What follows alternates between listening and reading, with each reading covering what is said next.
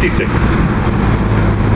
Coming up on your right is the yellow exterior of Dan Tanner's restaurant, a classic steakhouse once popular with Cary Grant and John Wayne, and now frequented by the likes of Cameron Diaz, George Clooney and Leonardo DiCaprio.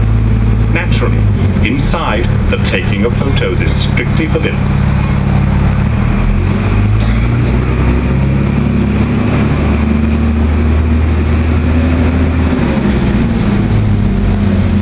We'll be crossing the city limits of Beverly Hills, and on our right, as we cross the intersection ahead, we'll see the famous Beverly Hills Shield. Get your camera ready. The Beverly Hills Shield can be found at 5 locations around the city's perimeter. The shield is recognized the world over as representing the city's unique character more than any other symbol. That's why it's in high demand for use in many movies. The surprising thing about the shield is that it's copyrighted and can only be used in promotional materials authorized by the Beverly Hills Chamber of Commerce. Of course, they charge for its use. Your photographs of this American icon can be kept for personal use only. Welcome to Beverly Hills.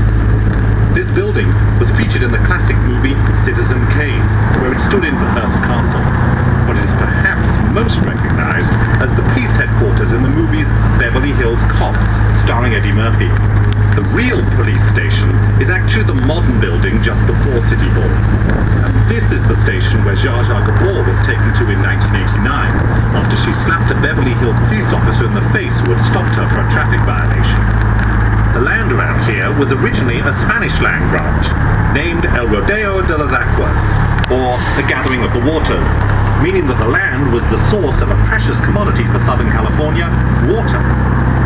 After being purchased in 1900 by an oil company that thoroughly but unsuccessfully drilled for oil, to our right, we see the relatively new sign which boldly proclaims that you are truly in Beverly Hills, a name that now has worldwide meaning as a center of wealth, celebrity and style. Coming up is the most famous street in Beverly Hills, Rodeo Drive, a celebrated showcase for glamorous fashion and jewelry shops. On the right is the Presbyterian Church, where the actor Jimmy Stewart used to read the Christmas story every year on Christmas Eve. His funeral service was also held there. Just beyond that, also on your right, sits All Saints Episcopal Church, built in 1925, and where the opening wedding scene took place in the movie 10, starring Bo Derek and Dudley Moore.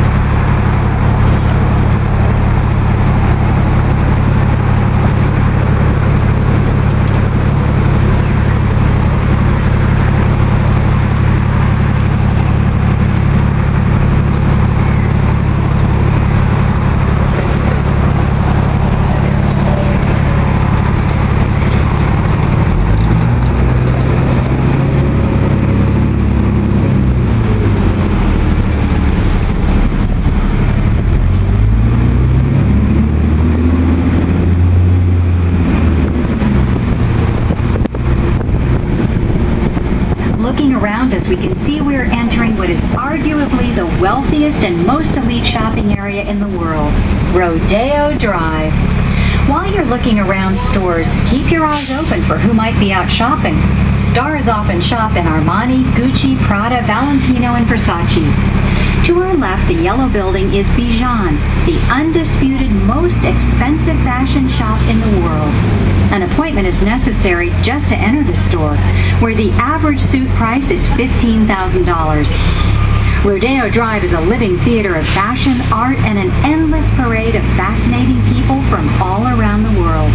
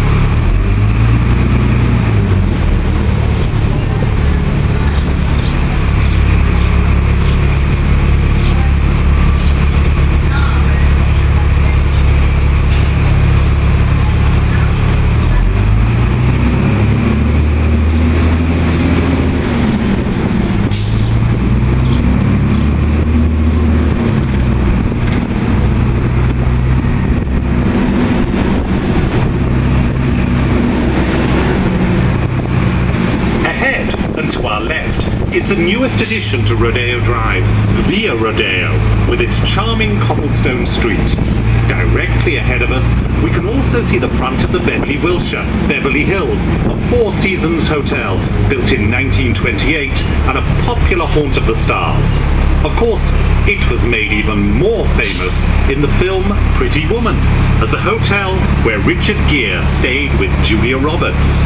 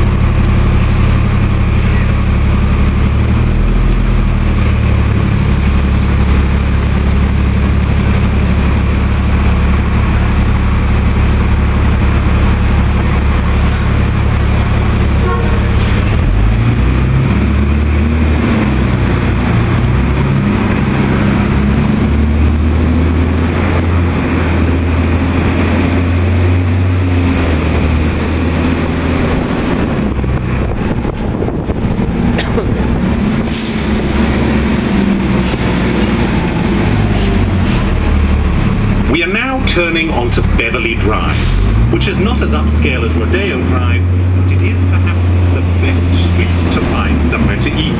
Restaurants here include Il Fornaio, who have their own cookbooks for sale, the Cheesecake Factory, which sells huge portions of all types of delicious food, not just cheesecakes, but at very reasonable prices, and Nathan Al's, a popular old-time deli.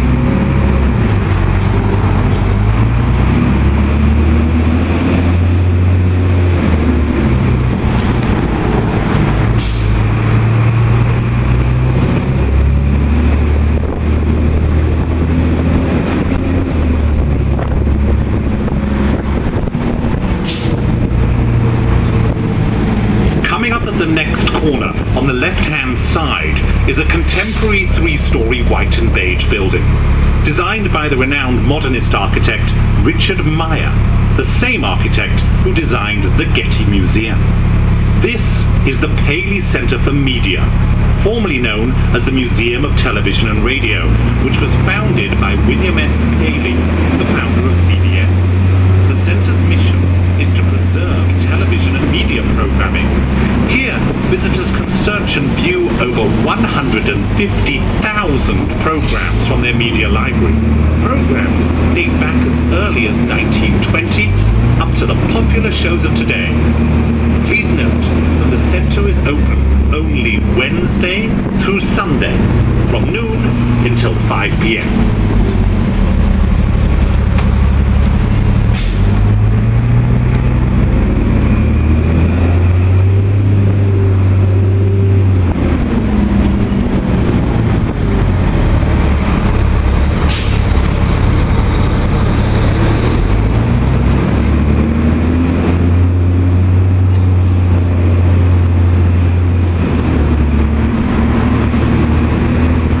Coming up on our right is the site of the old Beverly Hills Post Office, which is now being converted and expanded to create the Wallis Annenberg Center for Performing Arts, which includes a brand new 500-seat Broadway-style theater.